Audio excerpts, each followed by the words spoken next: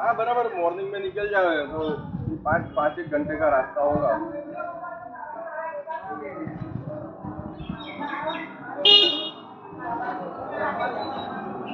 हाँ बराबर।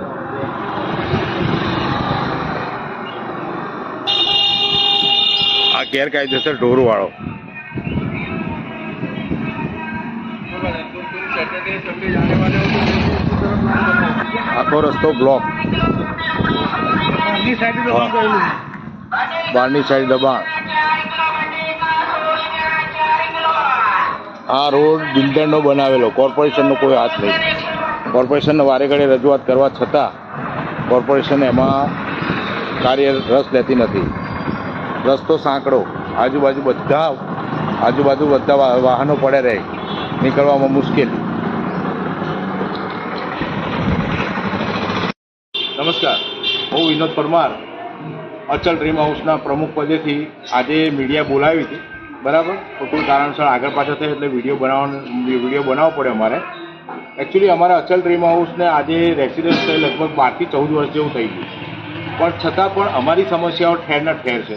કોઈ વસ્તુમાં કોઈ કોર્પોરેશનવાળા સાંભળતા નથી. કોર્પોરેટરને ઘણી રજૂઆત કરી કે ભાઈ અમારે બહારની સાઈડ ફૂટપાથ કરી આપતા નથી. હમણાં જ અલ્પેશભાઈ ઠાકોર જે અહીંના ધારાસભ્યશ્રી છે, એમણે વિશદ માતાના મંદિરની આજુબાજુ રોડ રસ્તાની જાહેરાત કરી, રોડ રસ્તા બનાવ્યા, પણ સહેજ પણ પ્રકારની કપાત વગરના રોડ રસ્તા જે હતા એની ઉપર જાણી રિસર્ફેસ કર્યું એ રીતે કોઈ પણ કપાત કરી નથી. અમારા રસ્તા બધા સાંકડા છે, બરાબર, કમ્પ્લીટલી બધા સાંકડા. આજુબાજુ બધે અમારા જવા આવવામાં વસ્તીને તકલીફ પડે છે. આગળ 2-3 દારૂના અડ્ડા ચાલે છે, એના ઉપર પણ કોઈનો અંકુશ નથી. અને અમારા અહીંના જે અમે મેમ્બરો છીએ અમને ઘણી તકલીફ પડે છે. અને ઘણી વખત કહેવા છતાં કંઈ અમારે અહીંયા કમસે કમ 250 ફ્લેટ છે. 250 ફ્લેટ છે, એમાંથી 4 જણા ગણો ને તો 1000 વોટ છે. આ લોકોને જો મત બેંકની ગણતરી હોય તો પછી અમે અહીંયા બોર્ડ મારી દઈશું કે કોઈ પણ ભાજપના માણસોએ આવું, કારણ કે અત્યારે ભાજપની સરકાર છે અને એના કોઈ માણસ અહીંયા આવતા નથી. તો એના માટે અમારે આજે પગલું આ ભરવું પડ્યું છે. કંટાળીને આ પગલું ભરવું પડ્યું છે કે ભાઈ આજે અમારે આ રીતે તમારે આવું કરવું પડ્યું છે. કારણ કે અહીંયા ફૂટપાથ બનાવવા માટે ઘણી વખત રજૂઆત કરી પણ કાને ધરતા નથી. અહીંયા વોટ બેંકની ગણતરીથી અલ્પેશભાઈ ઠાકોરે રોડ તો બનાવડાયા, પણ સેટ પણ કપાત કરીને જેનાથી જેસે તે રસ્તા બનાવડાયા. બરાબર, અહીં નાતીવાદનું રાજકારણ કરતા એવું લાગે છે.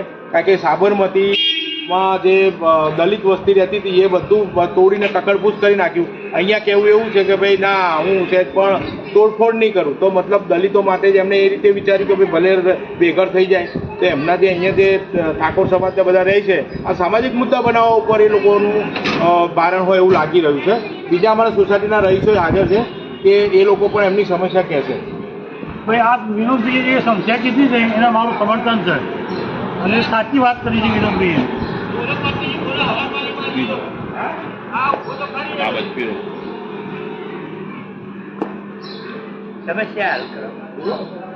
બોલો સમસ્યા બોલો.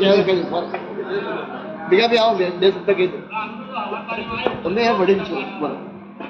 અમારા સોસાયટીમાં તો ગાડીના કાચ નીકળી જાય છે, કોઈ બાજુમાં કચરો નાખી જાય છે. અહીંયા બાજુમાં ગાયો ઢોરો ચરાવવાનું અહીંયા કર્યું છે કે આખું મૂતરનું હળગવાનું બધું અહીંયા બહાર રહીને પડ્યું રહે છે. અહીંયા બહારની સાઈડ બધા લોકો કચરો નાખે, એમાં સોસાયટી બહાર મૂકી જાય છે, પણ કોઈનું નિરાકરણ કંઈ થઈ રહ્યું નથી. આ ઢોરવાળા માટે કેટલમાં ક્યારનું ફરિયાદ આપેલી છે, પણ ત્યાં એને ખાલી કहीं જતા રહે છે. પણ આજે એ સમસ્યા એમને એમ છે, બરાબર, બહાર એ ઢોર બાંધી રાખે છે. ગેરકાયદેસર રીતે અમારી સોસાયટીમાં દબાણ કરેલું છે. અમે તો એવું કહ્યું કે અમારી સોસાયટીમાં જેટલા પણ દબાણ હોય ગેરકાયદેસર એ બધા તોડી પાડવા. અમારી કોઈ જ પ્રકારની રોકટોક છે નહીં. સોસાયટીની કમ્પાઉન્ડ વોલની બહારની સાઈડ જેટલા પણ દબાણો હોય બધા લઈ લેવા માટે અમે કોર્પોરેશનને સતત રજૂઆત કરેલી છે. દબાણો લઈને અમને ફૂટપાથ બની આપે. જો નહીં બને, આ મીડિયાના માધ્યમથી જણાવીએ છીએ કે નહીં કરવામાં આવે તો 10 દિવસની અંદર અમે સોસાયટીના બધા રહીશોના આજુબાજુના જેટલા પણ આવતા હશે બધાને સાથે લઈને કોર્પોરેશનની ઓફિસે જઈને ધરણાનો પ્રોગ્રામ કરીશું. આભાર. બધી જગ્યામાં